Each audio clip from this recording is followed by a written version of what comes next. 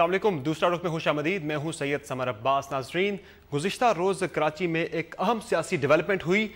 SSP Malir Rao अनवार ने अचानक से मुत्तहिदा कौमी मूवमेंट के सीनियर रहनुमा और सिंध असम्बली में अपोजिशन लीडर ख्वाजा इज़हारुल हसन को गिरफ्तार कर लिया और उसके कुछ ही देर बाद वज़ीर आला सिंध की मुदाखलत पर ख्वाजा इज़हारुल हसन को रिहा भी कर दिया गया और SSP मलीर राव अनवार को सस्पेंड करके उनके खिलाफ इंक्वायरी भी शुरू कर दी गई। सवाल ये पैदा होता है कि राव अनवार के इस इक़दाम के पीछे मुहर्रिकात क्या थे, उन्होंने किसके कहने पर यह कदम उठाया और उनके इस इक़दाम से कराची ऑपरेशन पर क्या असरात मुरतब होंगे। आज के शो में बात करेंगे पहले सेगमेंट में इस मामले पर और दूसरे सेगमेंट बात करेंगे जो है पाकिस्तान तहरीक इंसाफ के रायवंड मार्च से मुतालिक। लेकिन सबसे पहले हम बात करेंगे कराची की सूरत हाल पर। हमें ज्वाइन कर रहे हैं ऑडियो लिंक पर मज़हर अब्बास साहब, सीनियर सहाफ़ी और तजियाकार हैं, जबकि हमें वीडियो लिंक पर ज्वाइन कर रहे हैं पीर मजरुल हक साहब, सीनियर रहनुमा है पाकिस्तान पीपल्स पार्टी के, जबकि मुत्तहिदा कौमी मूवमेंट से हमें ज्वाइन कर रहे हैं साजिद अहमद साहब, रुकने कौमी असम्बली हैं। आप सब मेहमानों का बहुत शुक्रिया हमें शो में ज्वाइन करने के लिए। मज़हर अब्बास साहब, आप बताइएगा सबसे पहले कि मुहर्रिकात आपको क्या दिखाई दे रहे हैं कल के एपिसोड के पीछे? देखिए, वो तो एक जनरल जो ऑपरेशन चल रहा है उसके हवाले से आपको पता है कि बेइंतहा गिरफ्तारियां भी हो रही हैं। न सिर्फ ये कि MQM के मुबैना मिलिटेंट्स की, बल्कि कुछ सियासी लोग भी गिरफ्तार हुए हैं।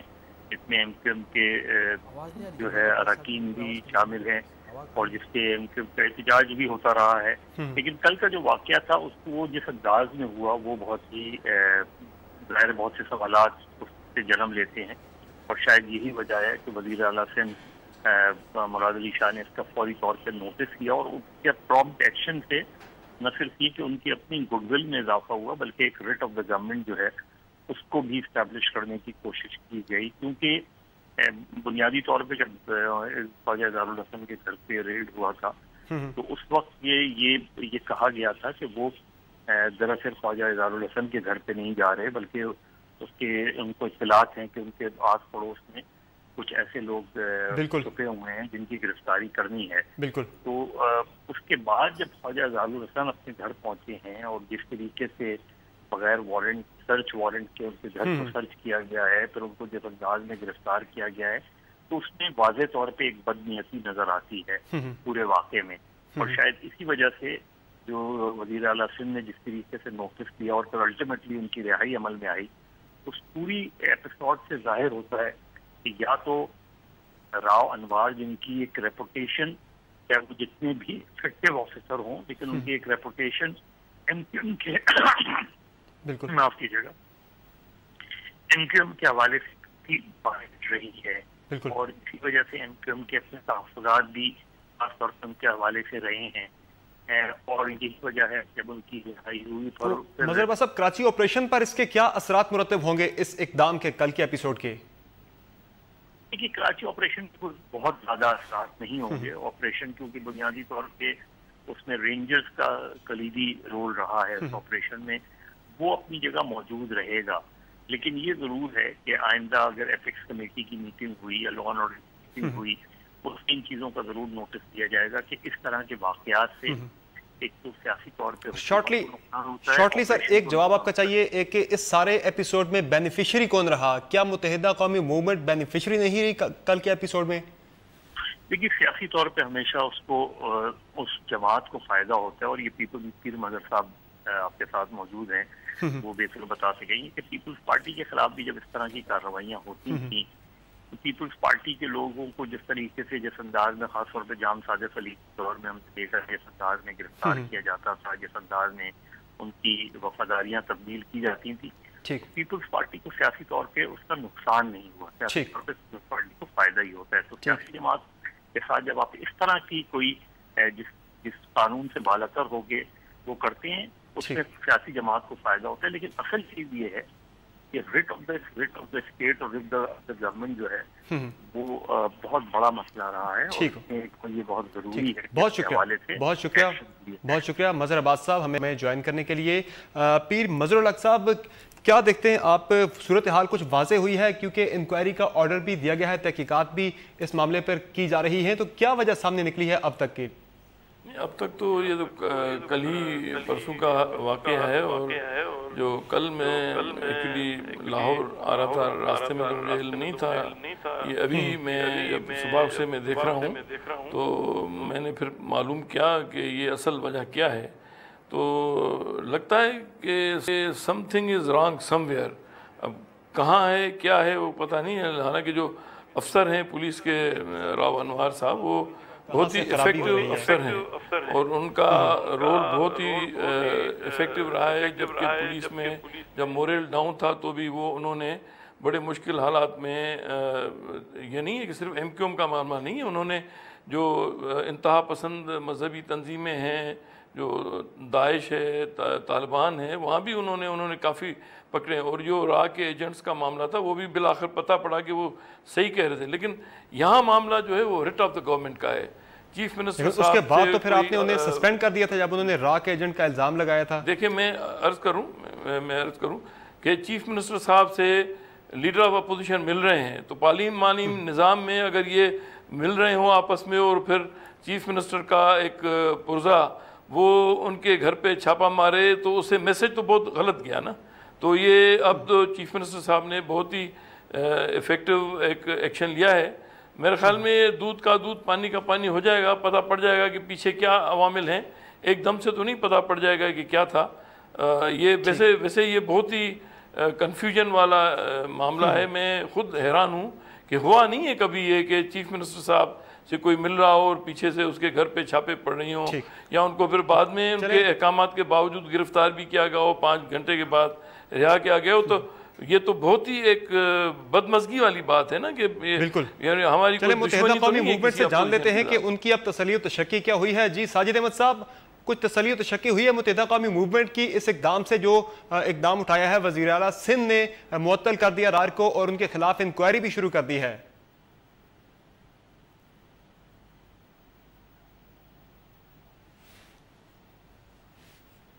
साजिद अहमद साहब आप हमें सुन सकते हैं क्या? हमारा राब्ता नहीं हो पा रहा साजिद अहमद साहब से। नाज़रीन जहाँ पर एक ब्रेक लेते हैं, ब्रेक से वापस आकर हम मुत्तहिदा कौमी मूवमेंट के रुकन कौमी असम्बली साजिद अहमद से ये जवाब जानेंगे एक ब्रेक के बाद।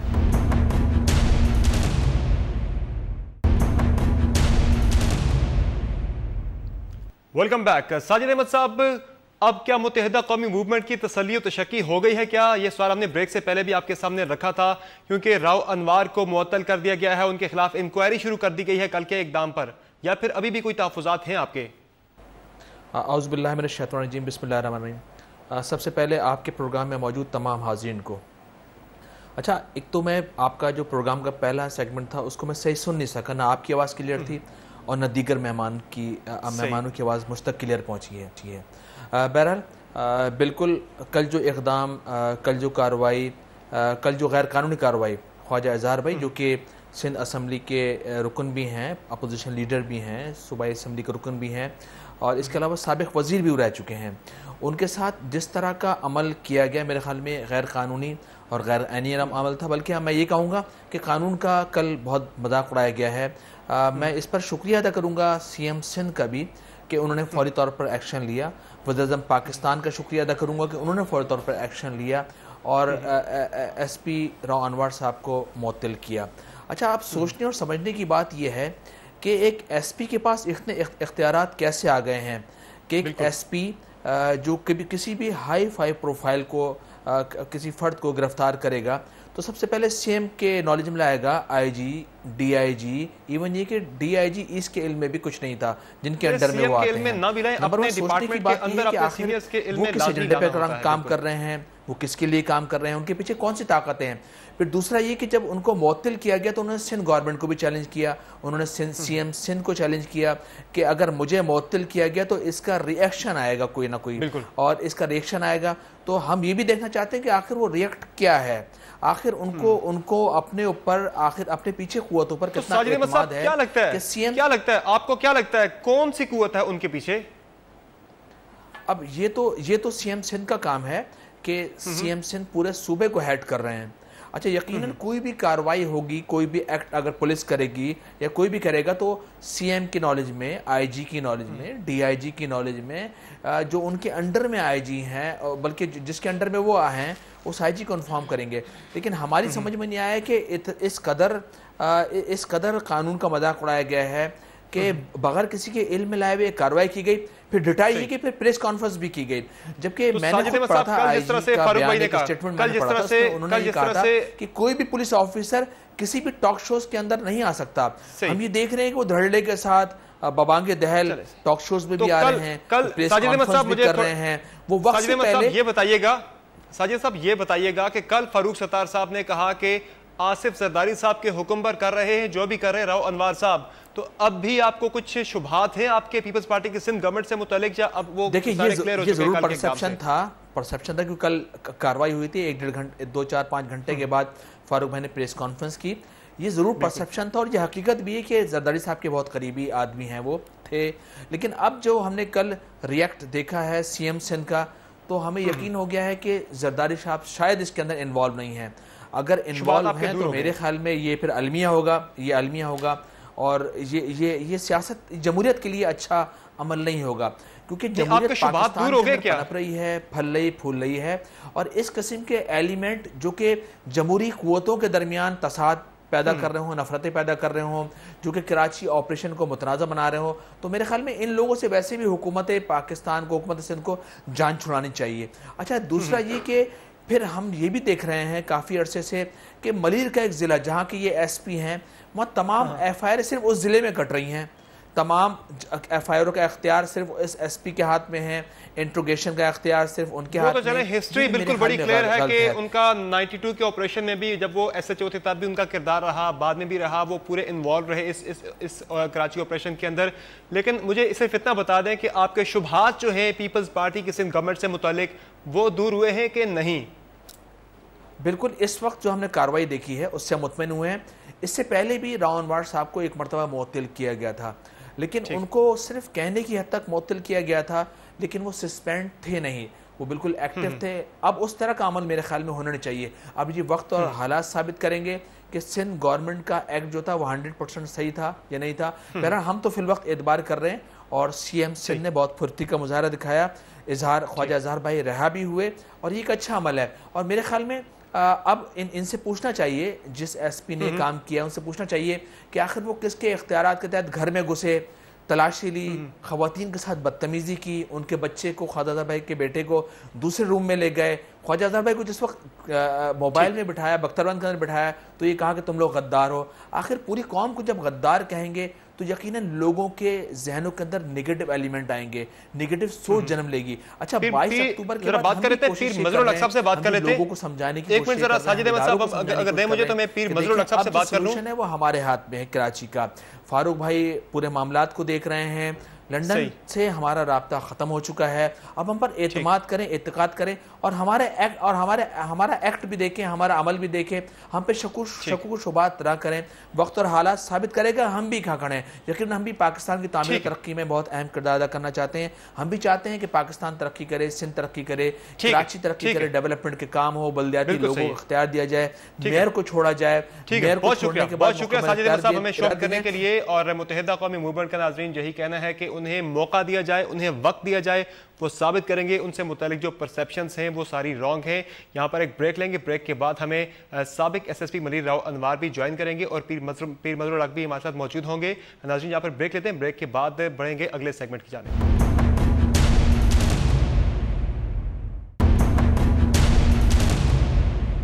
वेलकम बैक नाजरीन। गुज़िश्ता रोज़ के एसएसपी मलीर के राव अनवार के इक़दाम पर काफ़ी ज़्यादा चहमगोइयाँ चल रही हैं कि स्ट्रॉन्ग बैकिंग के बगैर ये इक़दाम मुमकिन नहीं था।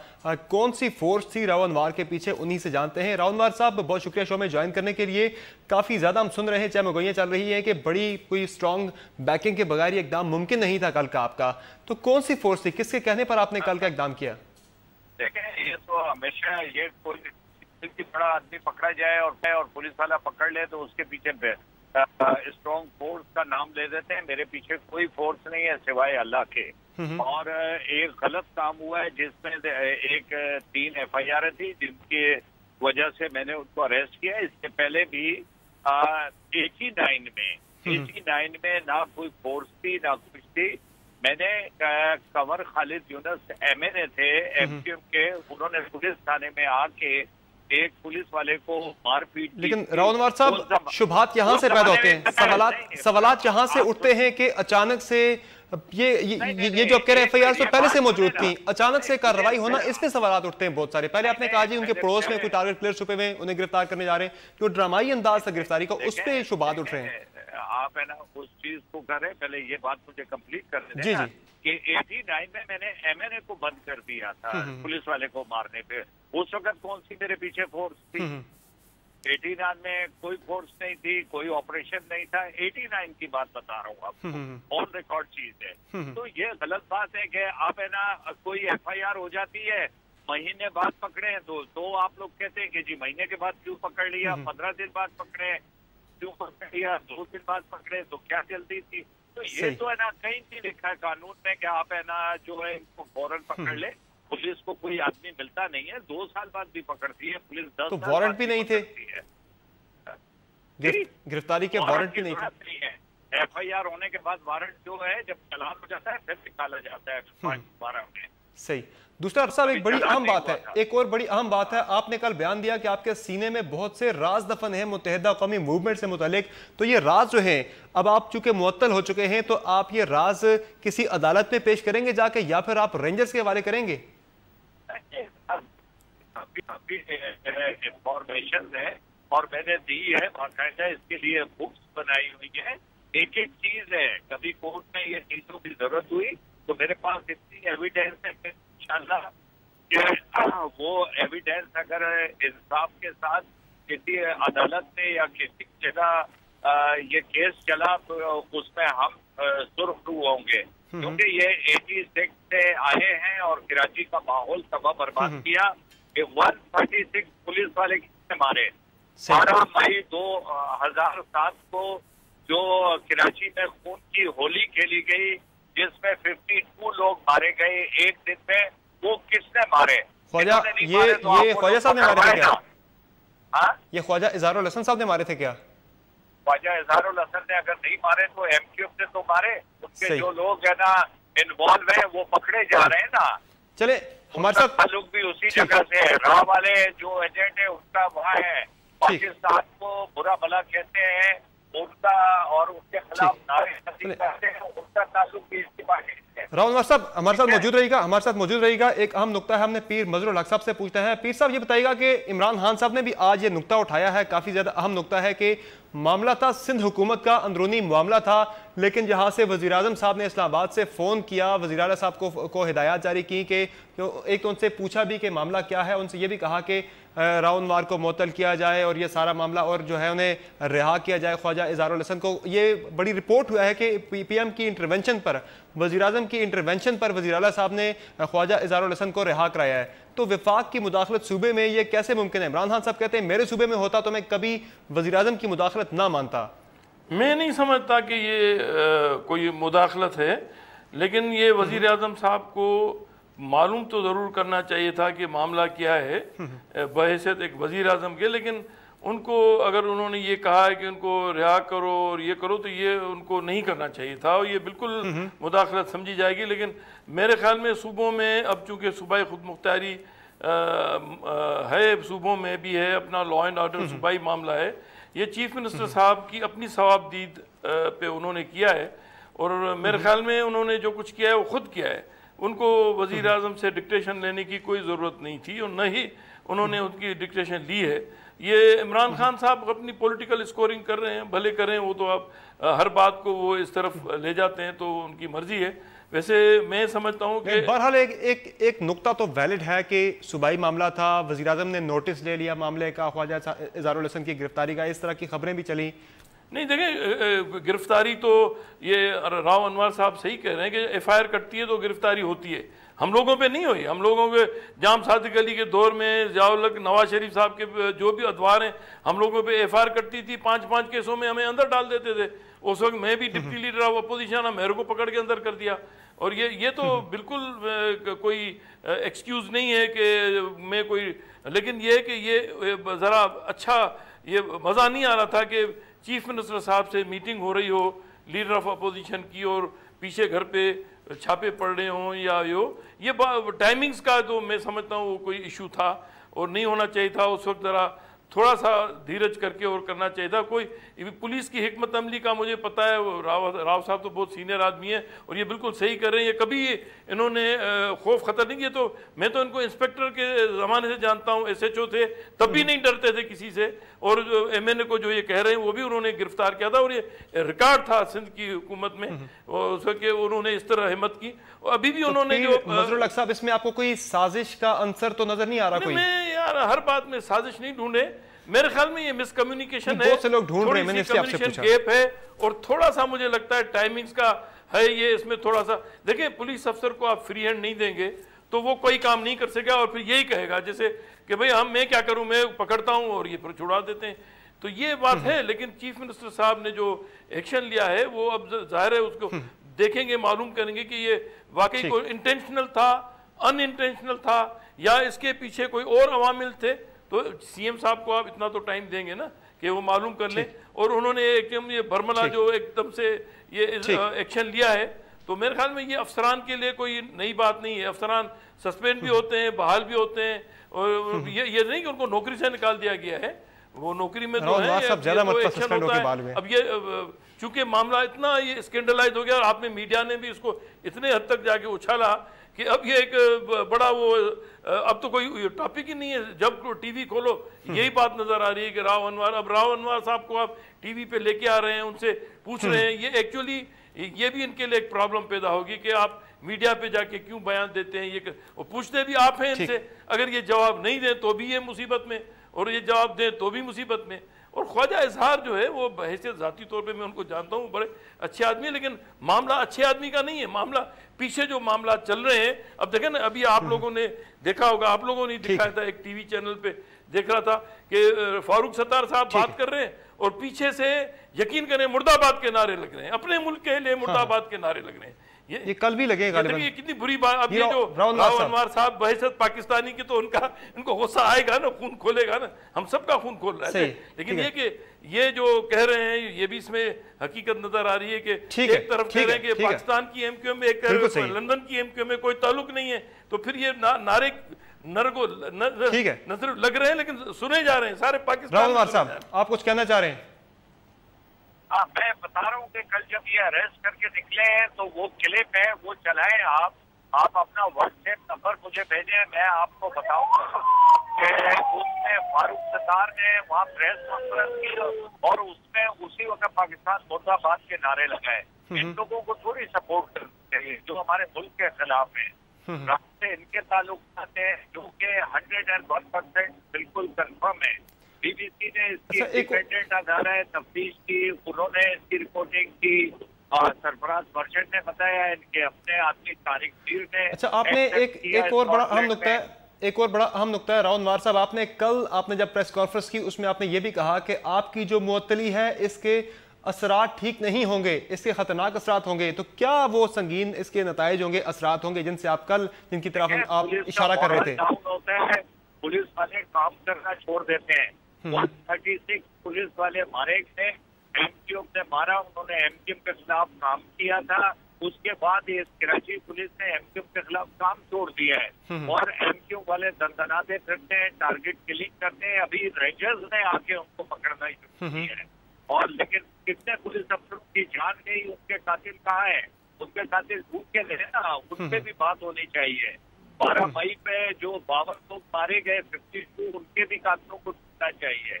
तो ये बात नहीं होनी चाहिए कि जी ये नहीं है, वो है, वो नहीं है, वो है।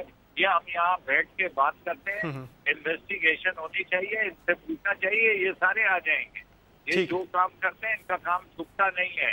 ये आपस में ये ना बताना शुरू करते हैं, पुलिस के पास बहुत ज्यादा जराए हैं, इंफॉर्मेशन आ जाती है। ठीक है, ठीक है, बहुत शुक्रिया राव अनवर साहब और पीर मजरूल में शो में ज्वाइन करने के लिए। नाजरीन, इस सेगमेंट में इतना ही। जैसा कि आपने सुनी गुफ्तगू राव अनवर की और पीर मजरूल की।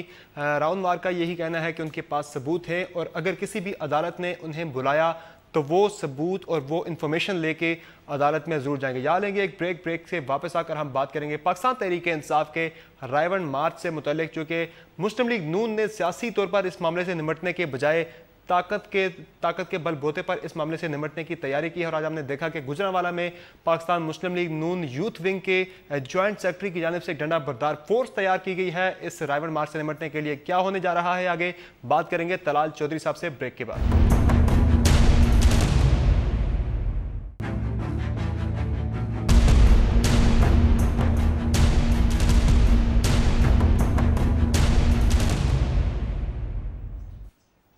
वेलकम बैक नाजरीन। पाकिस्तान तहरीक इंसाफ ने रावण मार्च की तैयारियां मुकम्मल कर ली हैं और मुमकिन तौर पर 30 तारीख को पाकिस्तान तहरीक इंसाफ रावण की जानिब मार्च करेगी। कल इस सिलसिले में पाकिस्तान तहरीक इंसाफ के चेयरमैन इमरान खान ने एक अहम इजलास तलब किया है। इस इजलास में पाकिस्तान तहरीक इंसाफ की मुल्क भर से आला क़यादत को तलब किया गया है। बिलखुसूस पंजाब की मरकजी क़यादत को इस इजलास में शिरकत के लिए बुलाया गया है और हिकमत अमली जो है वो तय की जाएगी कि किस तरह से रावण मार्च करना है, किस हद तक जाना है और क्या हिकमत अमली होगी उस दिन की, इस पर फैसला किया जाएगा कल पाकिस्तान तहरीक इंसाफ की जानिब से।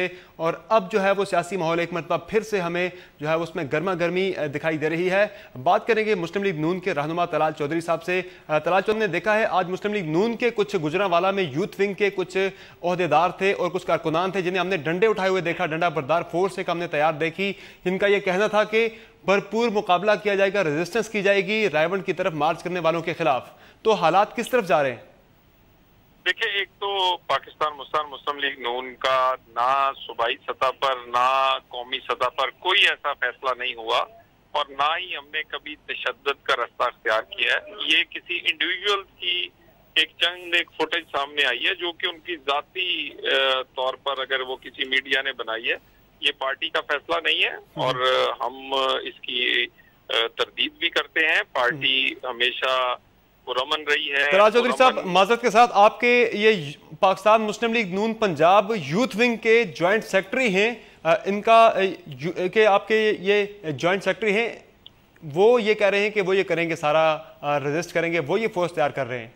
देखिए, एक तो मैंने आपसे इसीलिए अर्ज किया है कि मरकजी और सूबाई सतह का जो कि हमारे ओहदेदारान या ऐसे लोग हैं जो कि जिम्मेदारान हैं, वो इस तरह का ना कोई फैसला किया है, बल्कि आने वाले दिनों में एक आपको प्रेस के लिए प्रेस रिलीज या प्रेस कॉन्फ्रेंस भी की जाएगी पाकिस्तान मुस्लिम लीग नून की तरफ से और ये क्लियर किया जाएगा कि ये हमारी पॉलिसी नहीं है और हम इसको डिस्करेज कर रहे हैं और ये डिस्करेज करेंगे। अमनो अमान कायम रखना हुकूमत का फर्ज है और पंजाब हुकूमत वो अपना फर्ज निभाएगी, लेकिन एक फर्ज जो है वो अपोजिशन का भी है कि जलसे जुलूस ऐसी जगह नहीं करने चाहिए जिससे इश्तियाल जो है वो गली मोहल्लों तक चला जाए और इंतशार जो है वो गली मोहल्लों तक चला जाए, कारकुन आमने सामने हो। ऐसी जलसों की ऐसी जगह का इंतखाब नहीं करना चाहिए कि सियासी मुखालिफ के या सियासी लीडर के घर के सामने उसके जलसा या उसके दफ्तर के सामने करेंगे तो ऐसी सूरत हाल पैदा होने का चांस होता है। मुझे उम्मीद है कि जगह के इंतखाब में भी पीटीआई जो है वो मैच्योरिटी का सबूत देगी और ऐसी जगह का इंतखाब करेगी जहां से इस तरह का पीटीआई ने क्या तो दिया है कि वो घर से दूर एक जलसा करेंगे, वन डे इवेंट होगा उनका, वो कोई तोड़ फोड़ करने नहीं जा रही। देखिए, एक तो सबसे पहले उन्हें रायविंड कोई ट्रेडिशनल जगह नहीं है, ना ये धोबी घाट है, ना ये लियाकत बाग है, ना ये मोची दरवाजा है कि यहाँ जलसा किया जाए और ना ये रवायत है। मगर इसके बावजूद कि वो एक हटदर्मी पर कायम है, अगर वो करना चाहते हैं तो उन्हें एक ऐसी जगह का इंतखाब करना चाहिए कि जहाँ ऐसा कोई लोग इश्तियाल का शिकार ना हो और लोगों को खुद भी इश्तियाल नहीं देना चाहिए। इनके कारकुन अपने कंट्रोल में नहीं है, इनकी औरतों की इज्जत का जनाजा इनके सामने निकाल देते हैं, ये कुछ नहीं कर सकते, तो इनके अपने कारकुन भी कंट्रोल में नहीं है जिसकी वजह से अमन ओमान का मसला पैदा होता है। तो ये नून लीग की तरफ से कोई तलाल चौधरी साहब, ये जो आपके यूथ विंग के जॉइंट सेक्रेटरी साहब ने आज जो अपना शो ऑफ पावर उन्होंने किया, अपने कारकुनान को डंडे थमा के उन्होंने दिखाया कि हम रेजिस्ट करेंगे, तो ये जो अनासर हैं इनके खिलाफ कोई पार्टी के अंदर कोई डिसिप्लिनरी एक्शन भी लिया जाएगा क्या? देखिए, मैं बड़ी जिम्मेदारी से कह रहा हूँ कि ये पार्टी का पॉलिसी नहीं है, ये उसका जाती ये एक्ट जरूर है और मैंने आपको इसलिए पहली 2 लाइनों में कह दिया था कि हम इसकी तरदीद करते हैं और इस तरह का माहौल हम पैदा नहीं करेंगे। लेकिन अगर ये लोग चले जाते हैं फिर? तलाल चौधरी साहब, अगर ये लोग चले जाते हैं फिर? आप तो कह रहे हैं कि हम उससे मुकम्मल तौर पर अलहदगी ला ताल्लुकी इख्तियार करते हैं, तो फिर कौन जिम्मेदार होगा?